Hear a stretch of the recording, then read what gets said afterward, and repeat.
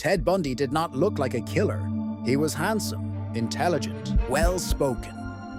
He smiled easily, laughed politely, and knew exactly what to say to make people feel safe.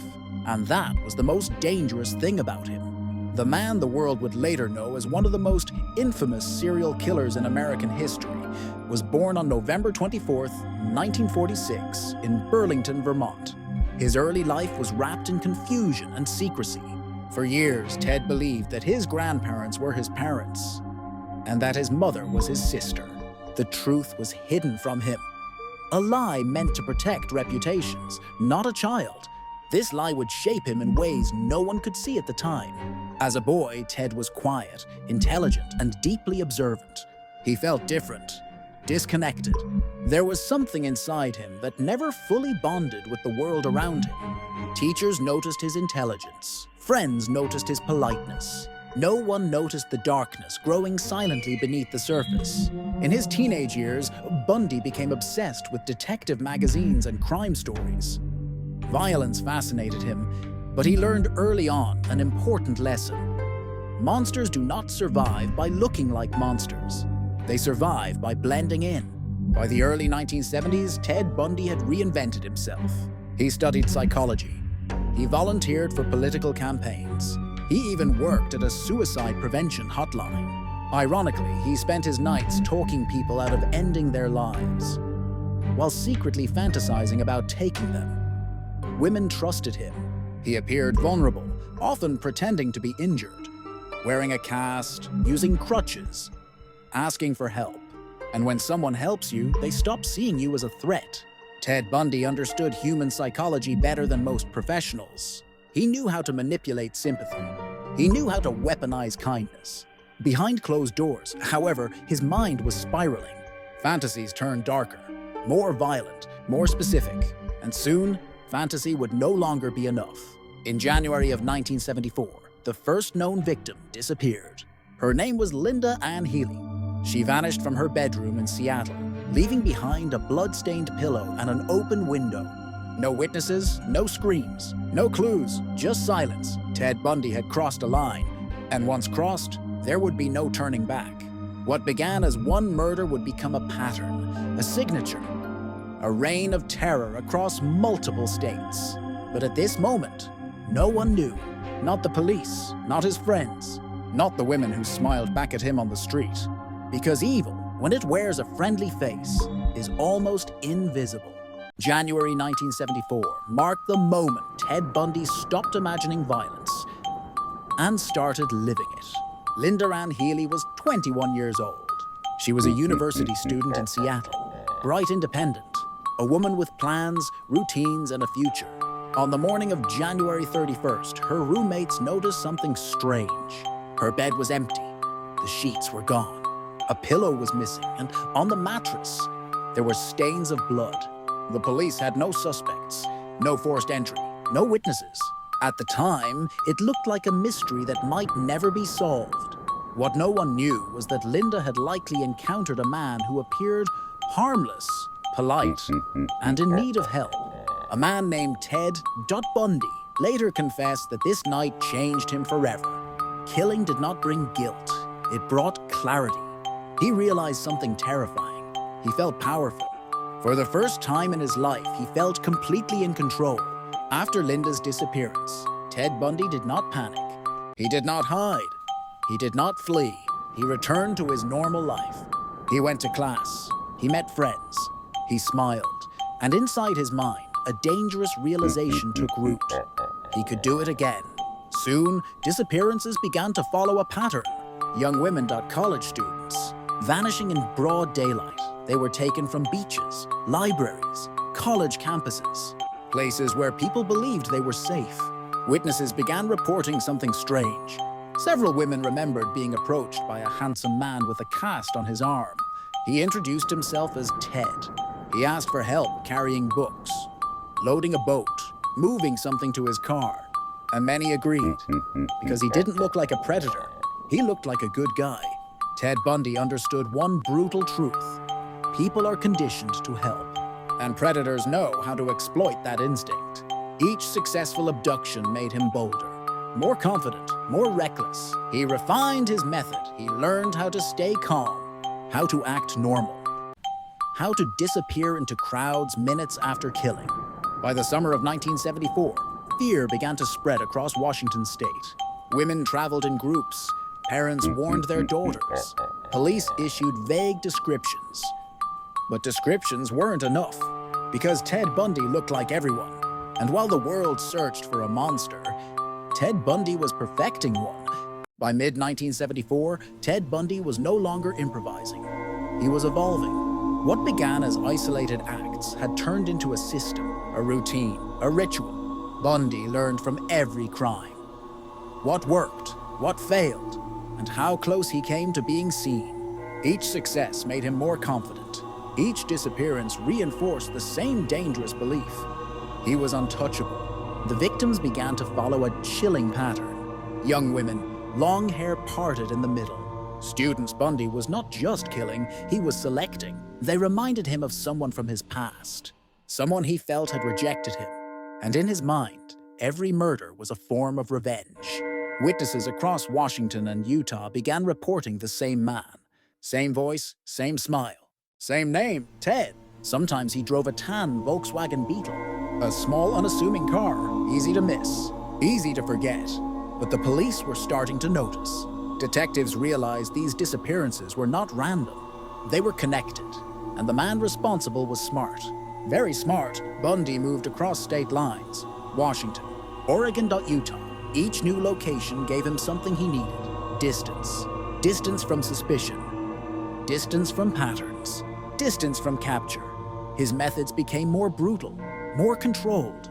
He began returning to the bodies. Necrophilia, decapitation, act so disturbing that even seasoned investigators would later struggle to speak about them. For Bundy, the line between fantasy and reality had completely disappeared. Yet in public, Ted Bundy continued to thrive. He attended law school, dated women, had friends who trusted him. One of them would later say, "If Ted Bundy was a killer, then anyone could be." And that was exactly the point. But no predator is perfect forever. Bundy started taking risks, approaching women in crowded places, allowing himself to be seen, trusting that his charm would always save him. And slowly, it stopped working. A woman named Carol Durant survived. She escaped his car. She ran for her life. She reported him to the police. For the first time, Ted Bundy had a problem. A witness, a survivor, someone who could describe his face, his voice, his name. The net was tightening. Ted Bundy didn't know it yet, but the pattern he created would soon be the reason he was caught. Ted Bundy believed he was smarter than everyone else. For a long time, he was right. But confidence slowly turned into arrogance, and arrogance creates mistakes. On November 8th, 1974, in Salt Lake City, Ted Bundy attempted something he had done many times before. He approached a young woman named Carol Durant. He introduced himself as a police officer. He told her there was a problem with her car. She hesitated, and that hesitation saved her life. Inside the car, Bundy attacked. He tried to handcuff her. He pulled out a gun. But Carol fought back. She screamed. She resisted. She escaped into the street, bleeding. Traumatized, alive. For the first time, Ted Bundy failed. And that failure terrified him. Because survivors talk. Carol Durant gave police a detailed description. His face, his voice, his calm demeanor. She even helped create a composite sketch. And when she saw Ted Bundy in a lineup, she didn't hesitate. She pointed directly at him. Meanwhile, more witnesses came forward. People remembered the man named Ted. They remembered the Volkswagen Beetle. They remembered helping him, or watching others help him. The pieces were coming together. Bundy tried to stay ahead. He changed routines. He moved again. But paranoia had set in. Every police car felt like a threat. Every knock on the door felt final. In August of 1975, Ted Bundy was finally arrested. He was stopped by police in Utah. Inside his car they found handcuffs, a crowbar, a ski mask, items that matched survivor descriptions. Ted Bundy smiled. He believed he could still talk his way out. During the trial for the attempted kidnapping of Carol Durant, Bundy acted as his own attorney. He cross-examined witnesses. He objected confidently. He performed. The courtroom became his stage. But the evidence was too strong, and Carol Durant stood her ground. She looked at the man who tried to kill her and told the truth. Ted Bundy was convicted, sentenced to prison. For the first time in his adult life, he was trapped. But Ted Bundy was not finished, not even close, because prison was not the end of his story. It was only the beginning of something far worse. Prison was supposed to stop Ted Bundy. Instead, it gave him time. Time to think, time to plan, time to become even more dangerous. In 1977, Ted Bundy was being held in Colorado, awaiting trial for murder. He was considered a high-risk prisoner. But even behind bars, Bundy saw himself as smarter than the system. And once again, he was right. During a court hearing, Bundy asked to use the law library. He was representing himself. The judge allowed it. That small decision would change everything. While inside the courtroom, Bundy noticed something. There were windows, open windows. In a moment that shocked everyone, Ted Bundy jumped. He leapt from a second-floor courthouse window and ran. He escaped into the streets of Aspen, Colorado. For 6 days, he was free. Police captured him again, but Bundy had proven something important. Escape was possible. Back in jail, Bundy lost weight on purpose. He crawled through a hole in the ceiling of his cell, slipped through the building, and walked out the front door. This time, he didn't run. He vanished. Ted Bundy traveled to Florida. A new state, a new opportunity, a fresh hunting ground. On January 15th, 1978, Ted Bundy entered the Chi Omega sorority house at Florida State University. What happened next would become one of the most horrific nights in American crime history. In a matter of minutes, 2 young women were murdered. 2 others were brutally attacked. Bundy did not abduct them. He didn't need to. The violence was immediate, uncontrolled, savage. The man who once carefully planned his crimes had completely lost control. Florida would soon realize something terrifying. Ted Bundy was no longer hiding. He was unleashed. Florida wanted justice, and this time, Ted Bundy could not run. The trial of Ted Bundy became a media spectacle. Cameras filled the courtroom. Reporters followed every move. The entire nation watched. For the first time, America looked directly at the face of evil. And it looked calm. Once again, Bundy chose to represent himself. He wore suits, spoke confidently, smiled at the jury. He flirted with female reporters. He believed the courtroom was another place he could control, another stage. But Florida was different. The evidence was overwhelming. Survivors testified. Witnesses placed him at the scene. Forensic evidence connected him directly to the murders. This was not circumstantial. This was real. One moment shocked the courtroom. During the trial, Ted Bundy proposed to a woman named Carol Ann Boone. Under Florida law, the proposal legally counted as a marriage. A serial killer married, on camera. The nation watched in disbelief. Bundy believed this image would humanize him, make him seem misunderstood. It didn't. It horrified people. The jury didn't take long. Ted Bundy was found guilty of murder. The judge sentenced him to death. And for the first time, Ted Bundy showed fear.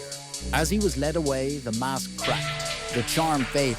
The monster underneath could no longer hide. But even on death row, Ted Bundy still had something to offer. Information. And he knew it. In his final years, Ted Bundy was no longer running. He was waiting. Time had taken away the one thing he valued most: control. Behind bars, the charm had nowhere to go. The audience was gone. As the end approached, Bundy began speaking more openly with investigators and specialists. Not to apologize, but to explain. He talked about thoughts that repeated over time. About imagination slowly replacing reality. About how small decisions, left unchecked, grew into something irreversible. He often spoke as if he were describing someone else, creating distance, avoiding responsibility. Those who listened noticed something important. He understood emotions. He could describe fear, trust, and empathy, but he experienced them differently, as concepts, not feelings. In his final days, Bundy tried to remain relevant, offering information, trying to extend conversations, trying to delay the inevitable. But the system had reached its limit. There would be no more delays. When Ted Bundy's life finally ended, there were no speeches, no dramatic last words, just silence. His story did not end with him. It became a warning, a reminder that danger does not always announce itself, that intelligence is not the same as wisdom, and that charm is not the same as goodness. Ted Bundy did not look like a monster, and that is why his story is still told today.